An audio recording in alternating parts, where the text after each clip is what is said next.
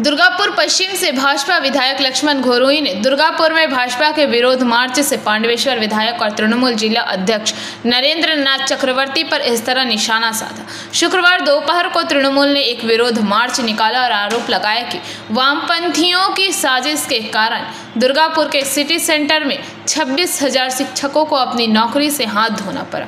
उस जुलूस के अंत में पांडवेश्वर के विधायक और जिला तृणमूल अध्यक्ष नरेंद्र नाथ चक्रवर्ती ने 26,000 नौकरियों को रद्द करने को लेकर नरेंद्र मोदी पर हमला किया और कहा कि देखो हाईकोर्टेर तत्त्वावधान থেকে শুরু করে সুপ্রিম কোর্ট পর্যন্ত 26,000 শিক্ষক চাকরি বাতিল হয়েছে। তার প্রতিবাদে সারা বাংলা জুড়ে আন্দোলন চলছে। দুর্ভাগ্যের বিষয় গত দুদিন ধরে যেভাবে পুলিশের অত্যাচার, যেভাবে শিক্ষক লাঠি মারা হচ্ছে, যেভাবে অত্যাচার করা হচ্ছে, তার প্রতিবাদে আমরা সারা বাংলা জুড়ে আন্দোলন চলছে। যুববিজির পক্ষ থেকে আমরা আন্দোলন শুরু করেছি। উদ্দেশ্য একটাই, এই মমতা বন্দ্যোপাধ্যায় তিনি যদি যে যোগ্য অযোগ্য যদি বাঁচতেন তাহলে অবস্থা হতো না। আর 19,000 প্রায় 19,000 শিক্ষক যোগ্য আছে, যোগ্য লিস্ট কেন দিলেন না? আর তা না মূল কারণ এই কারণে জাননি যে অযোগ্য টাকা দিয়েছেন, 20 লাখ 15 লাখ টাকা দিয়েছেন, সেই কারণে তাদের প্রার্থী তাদের যোগ্যতার নিরিখে সে লিস্ট দেয়নি। আর লিস্ট না দেওয়ার জন্য বাতিল করা হয়েছে। আর বাতিল করার পরে শিক্ষকরা আন্দোলন করছেন, প্রতিবাদ করছেন, রাস্তায় হাঁটছেন, লাথি মারা হচ্ছে। দুর্ভাগ্যজনক, বাংলার মুখ্যমন্ত্রী বলছি চোর, তার মন্ত্রিসভা চোর, নেতারা চোর।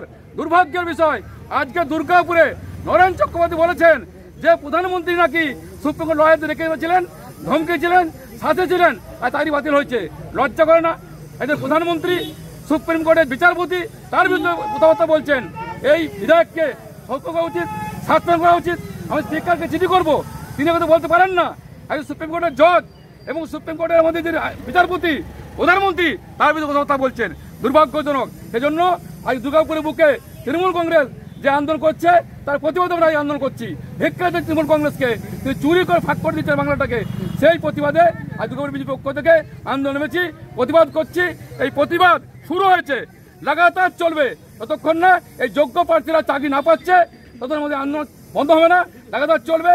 মুখ্যমন্ত্রী পদত্যাগ করতে হবে, যদি পদত্যাগ না করবেন, চাকরি না পাবেন, এই আন্দোলন চলছে, এই আন্দোলন চলবে। সেই কারণে আমরা মিছিলের আয়োজন করেছি। জেলা সভাপতি নরেন্দ্রনাথ চক্রবর্তী যেটা বলেছেন, আপনি বলছিলেন যে উনি বলেছেন যে জজদের ডেকে পাঠিয়েছিলেন নরেন্দ্র মোদী বাংলার সরকার ফেলার জন্য, কি বলবেন? তার বিচারকদের কাছ থেকে সহযোগিতা চান। তিনি বুঝে গেছেন, তারা বুঝে গেছেন এই সরকার আর চলার মতো পজিশন নেই। এই সরকার শেষ হয়ে গেছে, যাত্রা শুরু করে শেষের দিকে। তাই তারা মিথ্যায়িত করে মানুষকে বিভ্রান্তি করার জন্য, মানুষকে মনোযোগ ঘুরিয়ে দেওয়ার জন্য তারা শুরু করেছেন, নাটক শুরু করেছেন। চাকরি কারা খেয়েছে? চাকরিটা সুপ্রিম কোর্ট রায় দিয়েছে। আর সেই রায়ের বিরুদ্ধে নরেন্দ্র চক্রবর্তী বক্তব্য রাখছেন, প্রধানমন্ত্রী দোষ দিচ্ছেন, বিজেপি দোষ দিচ্ছেন। সেটা কোন বিরুদ্ধে আন্দোলন, জজের বিরুদ্ধে আন্দোলন, প্রধানমন্ত্রী বলেছেন কটূক্তি, তার বিরুদ্ধে আমাদের আন্দোলন শুরু করেছি। दुर्गापुर से निमाई दास की रिपोर्ट, PBTV न्यूज।